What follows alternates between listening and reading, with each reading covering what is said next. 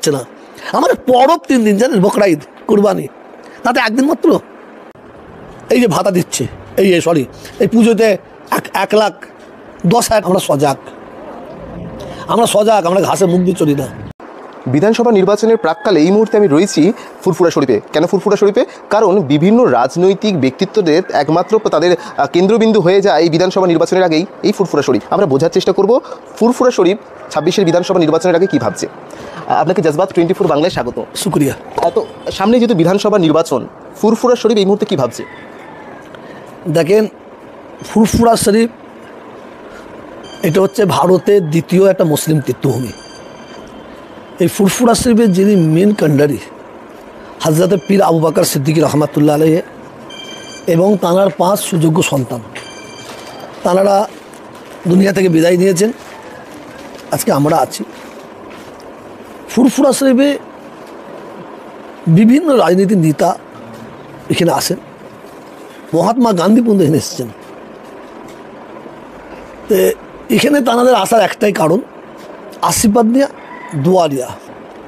ফুরফুরা শরীফে রাজনীতির নেতারা আসে, তাদের উদ্দেশ্য কী সেটা তারাই জানে। কিন্তু এই পশ্চিম বাংলায় কিছু কম বেশি 10-10.5 কোটি মানুষ বাস করে। 3.5 কোটির ওপরে সংখ্যালঘু মুসলিম আছে। যদি বলেন এটা আপনি বাজে কথা বলছেন, বলতে পারেন। কেন, আমার দাদু শুনেছে 27, তার বাবা শুনেছে 27, আমার বাবা শুনেছে 27, আমরা শুনেছি 27। মানে আমাদের সংখ্যায় দমিয়ে রাখা হচ্ছে, কমিয়ে। এই দমিয়ে রাখার জায়গা থেকে প্রশ্নটা আরও একবার জোরালো হচ্ছে। ইতিমধ্যে আমরা দেখেছি বড়মার যে আমরা ঠাকুরনগর দেখেছি, যেখানে মতুয়া সম্প্রদায় ইতিমধ্যে তাদের অন্দরে রাজনীতি প্রবেশ করেছে। সেই একই প্রেক্ষাপটে তো ফুরফুরা শরীফে কি হতে চলেছে? আমাকে একটা বলতে দিতে হবে, তাহলে আপনি পুরো ইতিহাসটা পাবেন না। চাচা জানারা, তাদের নেতারা আসতো, তাদের একটা কথাই বলতেন, আশীর্বাদ করতেন, যারা দেশের দশের সেবা করবে, মালিক যেন তাদের জয় করে। আমাদের কাছে যারা আসে, আমরা এইভাবে তাদের দোয়া করি। এটা হচ্ছে আমাদের কাজ। আর বড়মার কথা বলছেন, ওখানে একটা রাজনীতি দল ঢুকে, দুটো দল হয়েছে, তাদের মধ্যে বিরাট মানে কি বলবো, গণ্ডগোল হয়, মারামারি হয়, অনেক কিছু হয়। তো আমি আপনাকে চ্যালেঞ্জ করে বলছি, আপনাদের অন ক্যামেরায়, ফুরফুরা শরীফকে নিয়ে কোনো রাজনীতির দল এখানে রাজনীতির খেলা খেলতে পারবে না।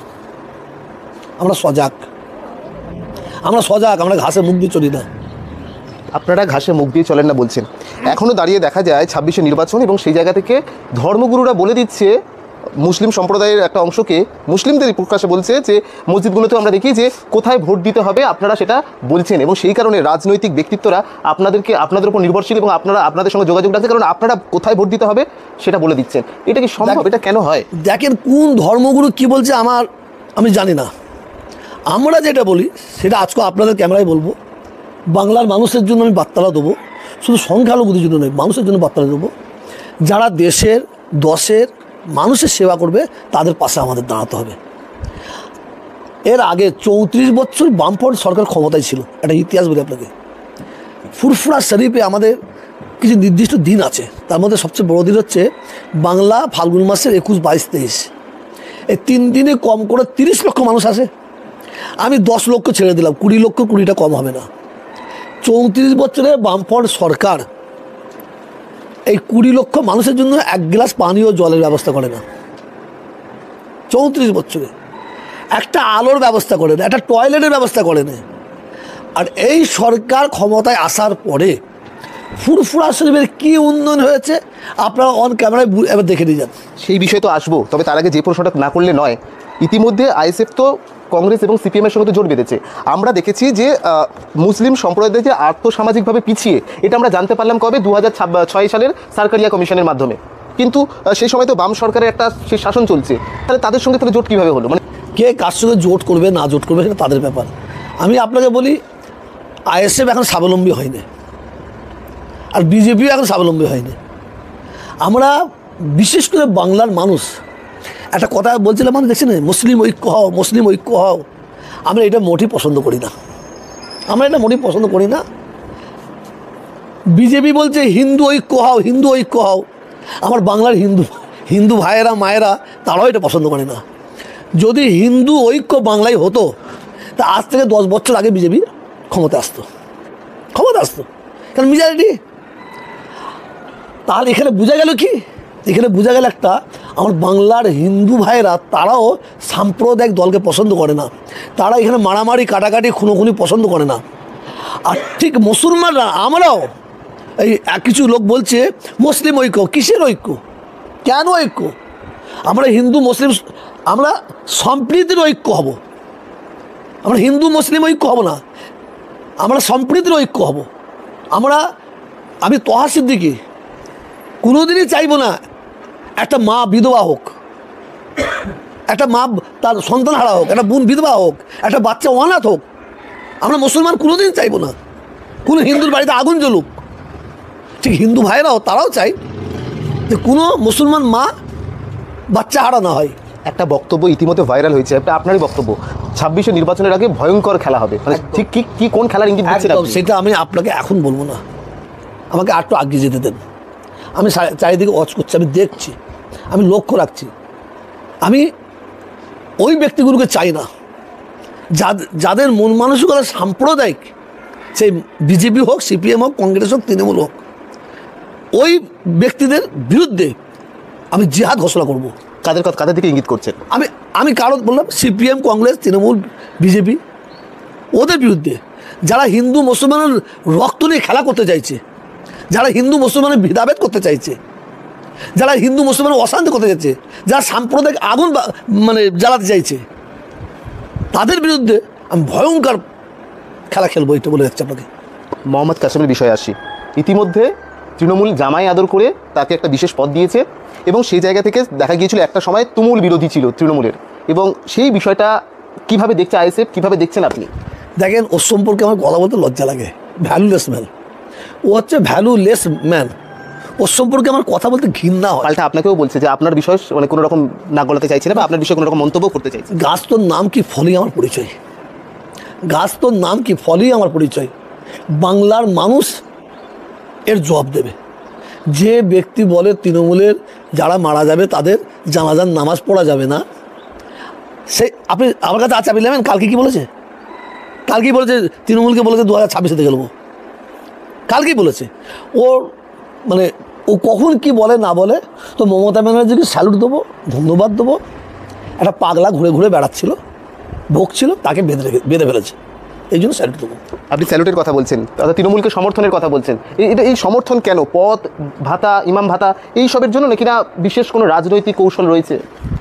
আমার আল্লাহ এক, প্রফেট মোহাম্মদ সাল্লাল্লাহু আলাইহি ওয়াসাল্লাম আমার এক, আমার নবী এক, আমার বাবা এক, আমার মা এক, আমার কোরআন এক। আমি কোনোদিন রাজনীতি করি না, করছি না, করব না। আপনি একটা জায়গায় আমার বক্তব্য দেখেন আমি সরাসরি তৃণমূলকে সমর্থন করেছি। আমি ভালো কাজ করলে তাকে সমর্থন করব। আমি তৃণমূলের বিরুদ্ধে বলি, আপনি জানেন কি জানি না, আমি বিরুদ্ধে মানে কি, আমি বিরাট বোমবাস্টিং করি। আর ভালো কাজ করলে তার পক্ষে গুণগান গাই। সত্য কথাটা আমার বাবা আমাকে বলতে শিখিয়েছে, আমার ধর্ম আমাকে বলতে শিখিয়েছে। আমার এই যে ভাতা দিচ্ছে, এই পুজোতে 1,10,000 টাকা করে দিচ্ছে, মমতা ব্যানার্জি দিচ্ছে। আমি তো বলেছি এটা ভুল করছি, উনি 1,10,000 টাকা দেওয়া ঠিক না, ঠিক হচ্ছে না। 2 লাখ টাকা করে দিতে বলেছি আমি বলেছি 2 লাখ টাকা করে দিন। কালী পুজো 1 লাখ করে দিন, সরস্বতী পুজো 1 লাখ টাকা করে দিন। আপনি সমর্থনের কথা বলছেন, তাহলে সেক্ষেত্রে একটা তো সমর্থন যেমন বলছি, তো উনি তো বাংলার অভিভাবিকা। ওনার 2টো ছেলে, একটা ছেলে খাবে, একটা ছেলে খাবে না, একটা ছেলে হাসবে, একটা ছেলে কাঁদবে, এটা উনি তার কি বাংলা অভিভাবিকা হলো? আমাদের ঈদ কমিটিকে 10 টাকা দিয়েছে, উনি দীঘায় করেছে, জগন্নাথ মন্দির করেছে, আমি তো সমর্থন করেছি। অবশ্যই দীঘায় 40% মুসলিম যায়, ওয়াকাফ সম্পত্তির অর্থ দিয়ে সেখানে একটা মসজিদ করা যায় না। এই দুর্গা পূজা আসছে, 14 থেকে 15 দিন ছুটি, 4 দিন দুর্গা পূজা, 15 দিন ছুটি। দেখ না, হিন্দু ভাইয়েরা আনন্দ করুক ছেলে মেয়েকে নিয়ে। কালী পূজা 1 দিন, 4 দিন ছুটি, ছট পুজোয় ছুটি, আমি সমর্থন করছি। কিন্তু আমাদের কেন ছুটি দেওয়া হচ্ছে না? আমাদের ঈদে কেন 1 দিন ছুটি বাড়ানো হচ্ছে না? আমাদের পরব 3 দিন, জানেন, বকরা ঈদ, কুরবানি, তাতে 1 দিন মাত্র। আমি 4 দিন বলছিলাম, আমার 3 দিন ছুটি পরবটা দিচ্ছে না কেন? আমি পক্ষ বলছি, বিপক্ষ বলছি, আমি সত্য কথাটা বলছি। এটা আমার অসুবিধা কী আছে? এটা অসুবিধা কী আছে? আপনি বলুন তো, পশ্চিমবাংলায় যত থানা আছে, আপনি অধিকাংশ থানায় দেখবেন একটা করে কালী মন্দির করা আছে। প্রত্যেকটা থানায় একটা করে কালী মন্দির করা আছে। থাকতেই পারে। আর প্রশাসন হিন্দু ভাইয়েরা তারা মাঝে মাঝে যে তাদের মন্দিরে যে বসবে, প্রত্যেকটা থানায় তো মুসলিম আছে, তাদেরও তো ধর্মাচার্য করা দরকার আছে।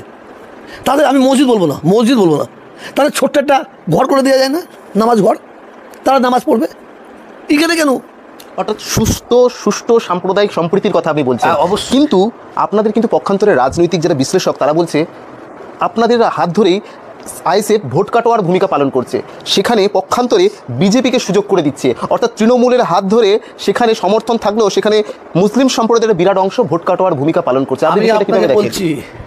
আমি আপনাকে বলছি, আপনি এখন একটা বাচ্চা ছেলেকে না 100 টাকার 5টা লোড দেবেন, সেও এখন গুনে গুনে বলে দেবে 5টা।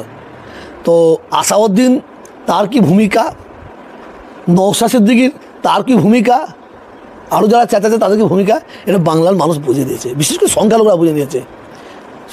বুঝেছে আসাউদ্দিন তার এলাকায়, তার ওই জায়গার নাম ভুলে গেলাম, আসাউদ্দিনের হায়দ্রাবাদে সে 10টা সিট দিচ্ছে আর বিহারে 20টা দিচ্ছে। তার মানে কি মানুষ বুঝতে পারে না? আসাউদ্দিন তার এলাকায় দিচ্ছে 10টা আর বিহারে দিচ্ছে 20টা, এর মানেটা কি? এটা সাধারণ আমরা মুসলমানরা বুঝি। নওশাদ কি ভূমিকা নিয়ে চলছে, কার উপকার হবে নওশাদকে ভোট দিলে, কার লস হবে? নওশাদকে ভোট দিলে মুসলমানদের উপকার হবে না লস হবে? আসাউদ্দিন ওয়াইসিকে ভোট দিলে মুসলমানদের লাভ হবে না লস হবে? এটা এখন একটা সাধারণ মুসলমান। আপনি ভূমিকার কথা বললেন, হ্যাঁ। এই পীরজাদার ভূমিকা নিয়ে রাজনীতি করাতে কি বিশেষ কোনো সুবিধা পাওয়া যায় সংখ্যালঘুদের মন পাওয়ার ক্ষেত্রে? না, মোটেই নয়। তাহলে নওশাদ সিদ্দিকী একটা সিট পেত না। আমাদের যা চ্যানেল আছে, আমাদের যা ভক্ত আছে, দেখেন ভালোবাসা আলাদা জিনিস। আমি আপনাকে ভালোবেসে 2টো ফল খেতে দিলাম, আমি যখন বাজারে যাব না, আমি আপনাকে 2টো বাজারে ফল খেতে দেবো না, আমি বিক্রি করবো, পয়সা নেবো, আমার কাছে সব সমান। অত সহজ নয়। বাংলার কোটি কোটি মানুষ ফুরফুরা সাহেবকে ভালোবাসে, কিন্তু ভোটটা হচ্ছে একটা আলাদা ব্যাপার। মানে 10 সেকেন্ডের রেজাল্ট বিরাট ক্ষতি করে দিতে পারে, আর 10 সেকেন্ডের রেজাল্ট বিরাট লাভ করে দিতে পারে, এটা বাংলার মানুষ বুঝে দিয়েছে। আপনারা বর্তমান সরকারের কাছে যে দাবিগুলো করেছেন একাধিক সময় দেখেছি, বর্তমানে যে আপনাদের কি প্রত্যাশা পূরণ হয়েছে? যদিও আমরা দেখেছি প্রকাশ্যে মমতা বন্দ্যোপাধ্যায়কে বলতে আপনাদের অনেক কিছু দেওয়া হয়েছে, অনেক কিছু পেয়েছেন। আমি মমতা ব্যানার্জি একদিন বলেছিল, আপনি জানেন কি জানি না, যে কলকাতায় দাঁড়িয়ে উনি বলেছিলেন আমি সংখ্যালঘুদের জন্য 99% কাজ করে দিচ্ছি। আমি তোহা সিদ্দিকী বলছি, যদি কেউ বলে 99% কাজ করে দিচ্ছি, এর চেয়ে বড় মিথ্যার কিচ্ছু নেই। মানে বলছেন মমতা বন্দ্যোপাধ্যায় মিথ্যে কথা বলছেন? মিথ্যার কিছু নেই, কে বলছে আমি জানি না। আর আমরা মুসলমান, আমরা ফুরফুরা শরীফ যদি বলি, উনি কিছুই করে দেননি, তাহলে আমাদের চেয়ে বড় বেঈমানি আর কিছু নেই। আমাদের যতটা চাওয়ার ততটা না পেলেও অনেক আমরা পেয়েছি। আগেতে সারা পশ্চিম বাংলার মানুষ, মুসলমান নয়, বর্ষার সময় নুঙ্গিটা ওপরের দিকে তুলে বাড়ি ঢুকতো, এখন সে মোটরসাইকেল নিয়ে বাড়ি ঢুকছে, সাইকেল নিয়ে বাড়ি ঢুকছে। এটা তো স্বীকার করতেই হবে। তার মানে বলছেন আপনাদের প্রত্যাশা পূরণ হয়েছে? না, অনেক পূরণ হয়েছে, কিন্তু আজকে মুসলমানদের সঙ্গে কী বেঈমানিটা হচ্ছে একটু আপনার বলে দিই। রানীর আসমনি ভরাবে কে? মুসলমান। শহীদ মিনার ভরাবে কে? মুসলমান। ব্রিগেড ভরাবে কে? মুসলমান। মেট্রো রেল ভরাবে কে? মুসলমান। বাসে করে যাবে কে? মুসলমান। বাসের মাথায় ঝুলে ঝুলে যাবে কে? মুসলমান। ঝান্ডা বাঁধবে কে? মুসলমান। কথা বলছেন না? বাঁশ মারবে কে? মুসলমান। কার মাথায় মারবে? মুসলমান। এসব হচ্ছে, কিন্তু রাজনীতির জায়গা মুসলমানদের ডানা কাটা হচ্ছে। এই সরকার ক্ষমতা আসার পর থেকে রাজনীতির জায়গা থেকে মুসলমানদের ডানা কাটছে। এটা মানে ডানা কাটছে মানে তো আপনি বলতে চাইছেন মারছে মুসলমান, মরছে মুসলমান?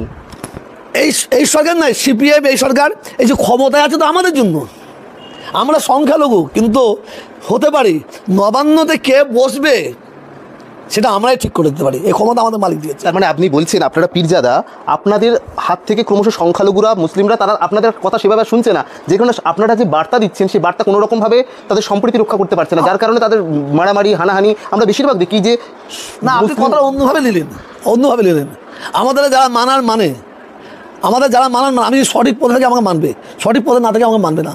আমি আপনাকে বলছি, রাজনীতির দলেরা, এটা বলার মানে কি, রাজনীতির দলেরা শুধুমাত্র সংখ্যালঘু মুসলিমদের ইউজ করে। একদিন বাঁকুড়ায় গেছি, একজন এসে বলছে আসসালামু আলাইকুম, কোথাও বাড়ি বাঁকুড়ায়, কী করেন? বলে আমি উপো। মেদিনীপুরে গেছি, কী করেন? বলছে উপো। চৌষপাড়ায় গেছি, কী করেন? বলে উপো। দিনাজপুরে গেছি, কী করেন? উপো কি? মানে এরা মারামারি করবে, এরা মাঠ ভরাবে, এরা দৌড়দৌড়ি করবে, এরা লড়াই করবে, আর এদের কপালে উপপ্রধান। প্রধান হবে না, সভাধিপতি হবে না, সভাপতি হবে না। কথা বুঝতেছেন না? মানে মন্ত্রিত্ব চাইছেন সরাসরি? মন্ত্রী তো নয়, এবার 2026-এ 110টা আমি এমএলএ দাবি করছি, সংখ্যালঘু দাবি করছি, এবং মুসলমান দাবি করছি। সেই মুসলমান দাবি করছে যে মুসলমান সত্যিকারের মানুষের জন্য বুঝবে। ওই পাচাটা জুতো চাটা সংখ্যালঘু নিতে আমরা চাই না। মানে ধর্মীয় উন্নয়ন একদিকে এবং শাসন, মানে শাসন কায়েম করা, মানে একটা চেয়ারে 4টে পায়া থাকলে একটা পায়া আপনারা হতে চাইছেন। আমরা পা বুঝি না, পা বুঝি না।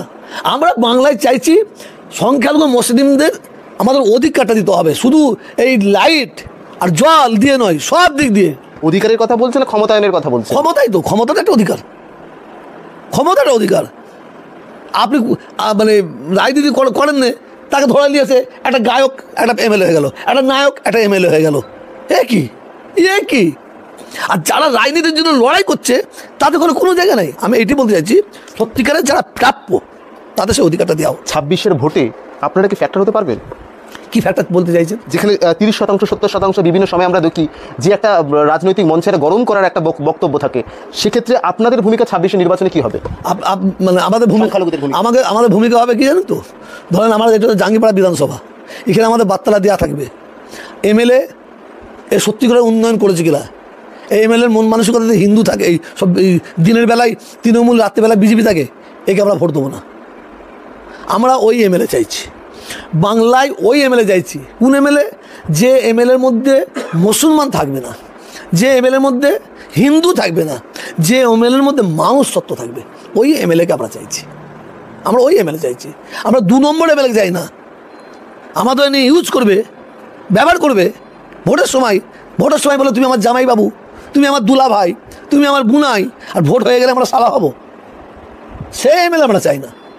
বিজেপি যদি আপনাদেরকে সমর্থন চায় কি বলবেন? মানে আপনারা কি, আপনাদের ভূমিকা কি থাকবে? আগে বিজেপিকে ঠিক করে নিতে হবে, ওরা বিজেপির, ওরা মানুষ। বিজেপিকে আগে ঠিক করে নিতে হবে, ওরা বিজেপি, ওরা মানুষ। যদি মানুষ হয়, মানুষের জন্য ভাবে, নিশ্চয়ই আমরা ভাববো। আর শুধু বিজেপি যদি ভাবে, আমরা তা ভাববো না। আমি আপনাকে আর একটা কথা বলি, এই পশ্চিমবাংলায় মুখ্যমন্ত্রী মমতা ব্যানার্জি, ওনার পাশে আমি বসে ওনাকে দেখেছি। আমিও তো ছোটো ক্ষুদ্র ব্রেন আছে, আমার চোখ আছে, বিশ্বাস করুন আমি মমতা ব্যানার্জির পাশে বসে দেখেছি, আমি ওনার কোনো ভুল দেখতে পাইনি। আজকে ওনাকে বিপদে পরিচালিত করছে কিছু আমলা করছে, আর এই দলটাকে শেষ করে দিচ্ছে কারা জানেন? কিছু এমপি আছে, কিছু এমএলএ আছে, কিছু সভাধিপতি আছে, কিছু সভাপতি আছে, কিছু প্রধান আছে, এরা শেষ করে দিচ্ছে। মমতা ব্যানার্জিকে 2026-এ যদি ক্ষমতায় আসতে হয়, এই 2 নম্বর মানুষগুলোকে চেঞ্জ করতে হবে। আর উনি যদি মনে করেন যে বিজেপির ভয়ে মুসলমানরা আমাকেই ভোট দেবে, এ ভাবাটা মনে হচ্ছে ভুল হবে, এ ভাবাটা ভুল হবে। একটা বাংলায় কথা আছে, বাঁদরের খ্যাটখ্যাকানি শোনাচ্ছে হনুমানের চড় খাওয়া অনেক ভালো। কথা বুঝতে না? মমতা ব্যানার্জির আমি দোষ দেবো না। মমতা ব্যানার্জিকে আড়ালে রেখে বাংলায় যে অরাজকতা যারা করছে তাদের ঘরে কোমরে লাঠি বের করে দেওয়া দরকার এই দল থেকে। আমি ভদ্র ভাষায় বললাম না, এমনি বের করতে বললাম না, তাদের ঘরে বের করতে কথা বললাম না, তাদের ঘরে কোমরে লাঠি মেরে বের করে দেওয়া দরকার যারা এই বাংলায় অশান্তি সৃষ্টি করছে। এই দলে কিছু এমএলএ আছে, তো কিছু এমপি আছে, কিছু সভাপতি আছে, এরা দিনের বেলায় তৃণমূল, রাত্রিবেলায় বিজেপি। এরা বিজেপির সঙ্গে বসে একসঙ্গে খাওয়া দাওয়া করে, এরা একসঙ্গে গল্প করে। আমি জানি, বিশ্বাস করুন আমি জানি। আপনি 2026-এ ভোটের আগে বলেছেন না বোম বাস্টিং করবো, সে নাম ধরে করবো, দেখতে হবে। মানে সেটা কি দলমত নির্বিশেষে প্রত্যেকের? দলমত নির্বিশেষে বলতে সিপিএম, বিজেপি প্রত্যেকটা, মানে প্রত্যেকটার জন্য। আমি মুসলমান, বিশ্বাস করুন আমি এইটা আমি আগে ভাবি না। আপনি তো কোণঠাসা হয়ে যাবেন রাজনৈতিক। শোনেন, আমি মুসলমান, আমি এইটা আগে ভাবি না। আমার পরিচয় হচ্ছে আগে আমি মানুষ। আপনি হিন্দু, আপনার ভাবা উচিত নয়, আপনার পরিচয় আগে ভাবা হচ্ছে মানুষ। আমি তোহা সিদ্দিকী, ফুরফুরা শরীফ, আমি তোহা সিদ্দিকী বলছি, আপনি আমাকে চেনেন না। যদি ফুরফুরা শরীফের একদল মানুষ, সাম্প্রদায়িক মুসলমান, একদল বুঝাবার জন্য বলছি, সাম্প্রদায়িক মুসলমান, তারা দলবদ্ধভাবে একটা মন্দিরে আঘাত করার জন্য যাচ্ছে, যদি আমার কানে পড়ে যায়, আমি আগে ছুটে গিয়ে আমার জীবনটাকে দিয়ে দেবো, মন্দিরে আঘাত করতে দেবো না। শেষ প্রশ্ন আপনাকে করব, বাংলাদেশ নিয়ে আমরা মাঝে মাঝে একটা অস্থিরতা দেখতে পাই। এই যখন অস্থিরতা যখন শুরু হয় সে সময় কি তোয়া সিদ্দিকীর ভূমিকা কী থাকে এবং তোয়া সিদ্দিকী সেভাবে বিষয়টা কীভাবে এটা একটা সম্প্রীতির বার্তা দেয় কীভাবে? দেখেন, বাংলাদেশ হচ্ছে একটা আলাদা রাষ্ট্র, আমাদের প্রতিবেশী রাষ্ট্র। তা আমি সবসময় চাইবো প্রত্যেকটা দেশ শান্তির সুখে থাকুক তাদের জনগণকে নিয়ে। তা আমি যেটা জানি সেটা বলছি, এই ভারতের মাটি এর বিরাট মূল্য। আমি ভারতে খাই, ভারতে আরাম করি, ভারতে শুই। যদি বাংলাদেশ কেন, পাকিস্তান কেন, কোনো দেশ যদি এই ভারতবর্ষের দিকে আঙুল বাইরে লাল চোখ দেখিয়ে এই ভারতবর্ষের এক মুঠো মাটি নেবার চেষ্টা করে, তার কবজি কেটে নেবো, তার কবজি কেটে নেবো। আমি তেল মাখা কথা বলছি না, আমি তেল মাখা কথা বলছি না। দেশকে কীভাবে ভালোবাসতে হয় সেটা আমরা মুসলমানরা ভালো জানি। এই দেশকে স্বাধীন করেছে কারা? যেমন হিন্দু আছে তেমন মুসলিম আছে। আজকে যারা দেশপ্রেমিক বলছে তাদের বাপদাদার খবর নেন, তাদের বাপদাদার খবর নেন। আমার মনে হয় তাদের বাপদাদারা ব্রিটিশের চামচা ছিল, ব্রিটিশের দালাল ছিল। দেশপ্রেমিক কাকে বলে? সত্যিকারের যারা হিন্দু, সত্যিকারের যারা মুসলমান, এরা নিজের জীবনকে কুরবানি করে দিয়ে, মনকে মন রক্ত দিয়ে এই দেশকে স্বাধীন করেছে। কোনো দেশ যদি এই দেশের দিকে আঙুল তোলে তারা আঙুল কেটে নেবো। বেশ, শেষ প্রশ্ন করি, 26-এর বিধানসভা নির্বাচন, মুখ্যমন্ত্রী হিসেবে কাকে দেখতে চান? জনগণ যাকে দেখবে তাকে দেখতে চাইবে। ফুরফুরা শরীফ কাকে দেখতে চান?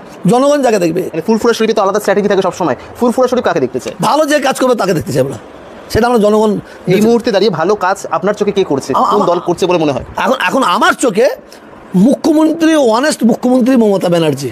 কিন্তু ওনার দলের যে লোকগুলো আছে, চিটিংবাজগুলোকে বাদ না দিলে মুখ্যমন্ত্রীর ক্ষতি হতে পারবে আমি মনে করি। মুখ্যমন্ত্রী তো তার মন্ত্রিসভা ছাড়া তো একটা রাজ্য সামলাতে পারবে না, তাকে তো দল মন্ত্রিসভা সামলাতে গেলে মন্ত্রীদের নিয়ে চলতেই হবে। হবে তা মন্ত্রীকে চেঞ্জ করে 1 নম্বরকে 2 নম্বরটাকে সরিয়ে দিয়ে 1 নম্বর নিয়ে আসুক।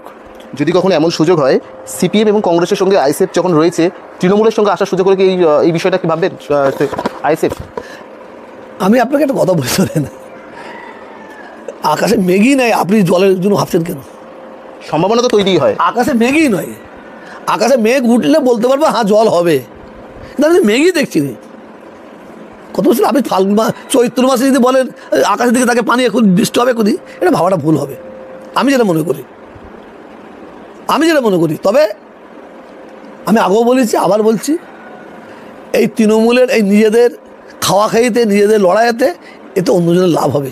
এবারে ভাঙড় আমার মনে হয় ভাঙড় আবার নওশাদ পাবে এবং 2-4টা সিট বেড়ে যাবে। আপনার আসল কথা বলবো, যেটা শুনতে চাইছেন বলবো। এবারে সিপিএম, কংগ্রেস এদের খাতা খুলবে, আপনি লিখে রেখে দেবেন। এবারে সিপিএমের খাতা খুলবে, কংগ্রেসের খাতা খুলবে, আর আইএসএফের খাতা তো খুলে আছে, একটা 2-4 বাড়তে পারে। তো আমার মনে হয় বাংলার মানুষ আবার মমতা ব্যানার্জিকে মুখ্যমন্ত্রী দেখবে। খুব ইঙ্গিতবহ, খুব তাৎপর্যপূর্ণ এবং খুব ইঙ্গিতবহভাবে একাধিক বিষয় তুলে ধরলেন। তিনি বললেন একদিকে যেমন আইএসএফের সংখ্যা বাড়বে, মুখ্যমন্ত্রী পদে তিনি আবারও মমতা বন্দ্যোপাধ্যায়কেই দেখতে চান। সব মিলিয়ে আগামী দিনে কী হবে সেটা তো সময় বলবে। ক্যামেরা অনিন্দের সঙ্গে দেবরাজেন্দ্র রিপোর্ট, জজবাত 24 বাংলা।